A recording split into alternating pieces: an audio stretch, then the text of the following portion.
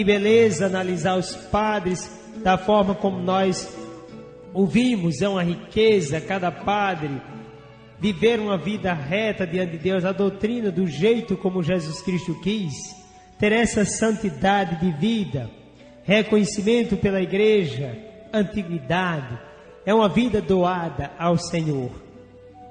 Os padres combatem tudo aquilo que envolve o sentido da negação salvífica do ser humano. Foi uma bênção, né? Tanta riqueza, é uma riqueza imensa esse tempo dos padres da igreja. Agora vamos analisar um pouco períodos de formação da nossa fé, dogmaticamente falando. A estruturação das definições da nossa fé. Isso meditando a partir de alguns pontos que contrariam tudo aquilo que a igreja ensina. Nós já vimos, por exemplo, o docetismo. Vamos ver aí 3 pontos importantes. Anote aí no seu caderno. 3 pontos importantes. Para a formação da fé, antes nós temos 3 tipos de heresias. Ou seja, 3 tipos de obstáculos. Ou ainda, 3 tipos de formas erradas de se falar sobre Jesus. 3 tipos. Primeiro, escreva, inclusive você já fez isso ontem. Docetismo. Escreva aí, é o primeiro ponto. Docetismo. O que é docetismo? Negação da humanidade de Jesus.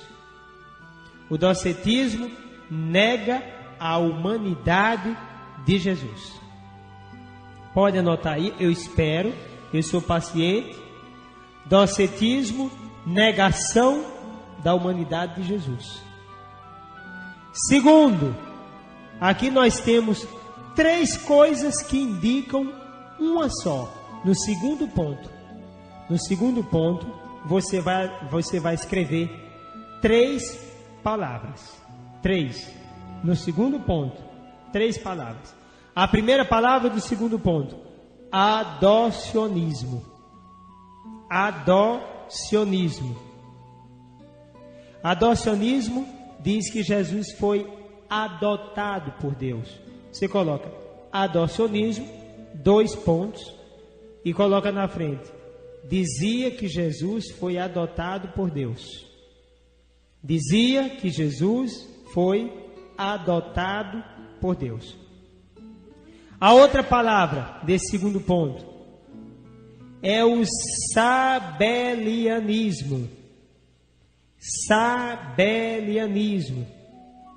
Aqui o sabelianismo, você pode colocar também subordinacionismo. E a terceira palavra, arianismo. Arianismo. Terceira palavra, arianismo. Você indica agora essas 3 palavras, coloca uma seta saindo das 3 palavras e acrescenta: negam a divindade de Jesus Cristo. Essas 3 palavras se referem à grande heresia da negação da divindade de Jesus Cristo. Percebeu? O primeiro ponto, você escreveu docetismo. E docetismo nega a humanidade. Agora você tem no segundo ponto 3 palavras que vão indicar a mesma coisa: a negação da divindade de Jesus Cristo. Adocionismo, sabelianismo e arianismo. São 3 palavras que negam a divindade de Jesus. Convém lembrar que aqui está se prendendo também a sacerdote. Ari era sacerdote. Terceiro ponto. 2 palavras: nestorianismo, de Nestório. Nestório era bispo. Nestorianismo e monofisismo. Monofisismo. Nestorianismo, monofisismo. monofisismo. Nestorianismo, ele diz que Jesus Cristo é duas pessoas, a pessoa divina e a pessoa humana. É um erro tremendo, mas ele afirma. Nestorianismo afirma que Jesus, na verdade, é duas pessoas, a pessoa divina e a pessoa humana.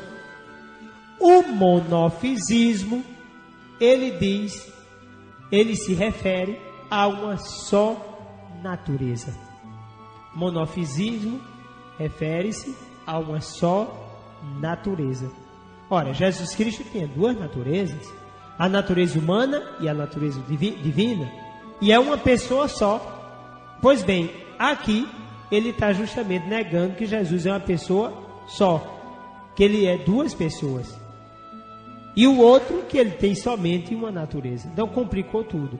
Então, esses dois, eles atingem essa união das duas naturezas em uma só pessoa.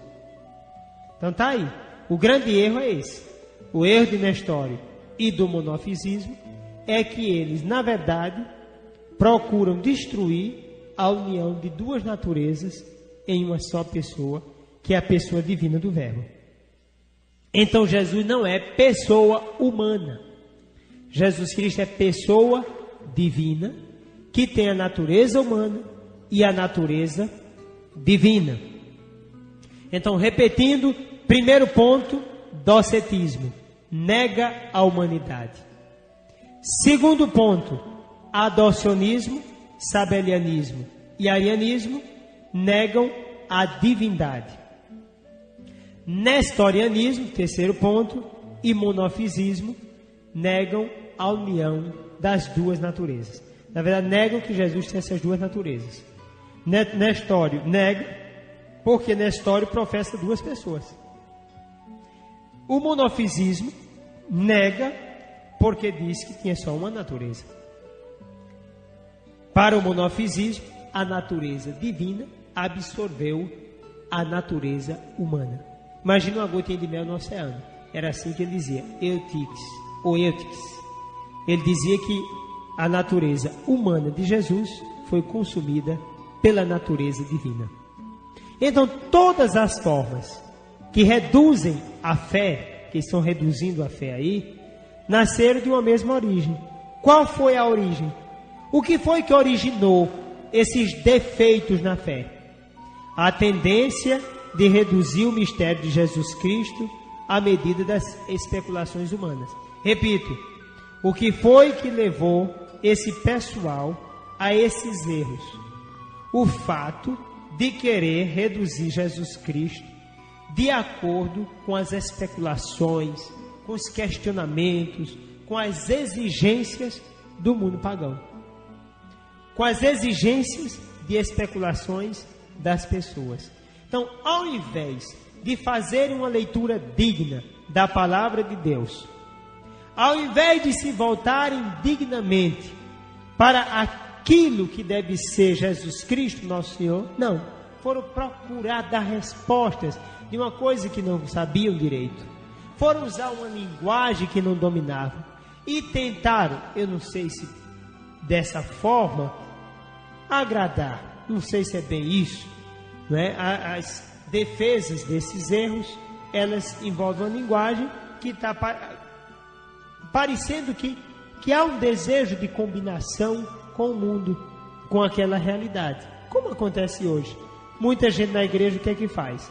Quer que a igreja se adapte aos erros do mundo. Vou dar um exemplo. Quantos estão lutando para a igreja aprovar o aborto? Imagine, a igreja aprovando o aborto?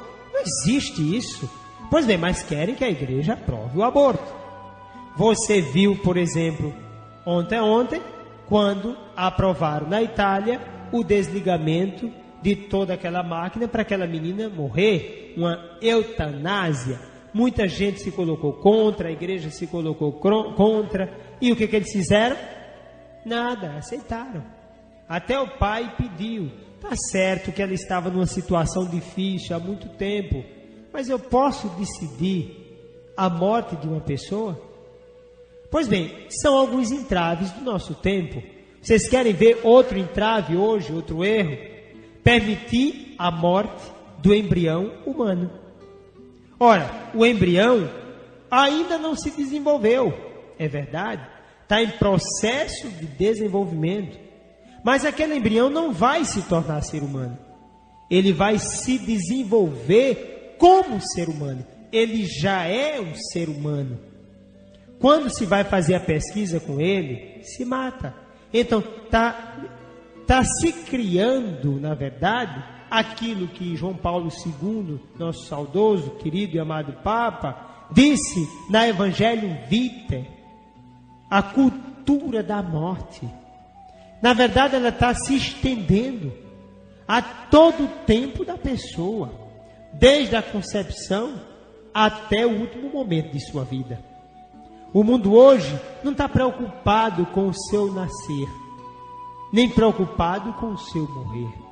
A realidade de hoje é que você produza, que você seja útil. Ninguém questiona os valores absolutos de sua vida. Hoje se questiona se você pode ou não pode, se você tem condições ou não tem condições.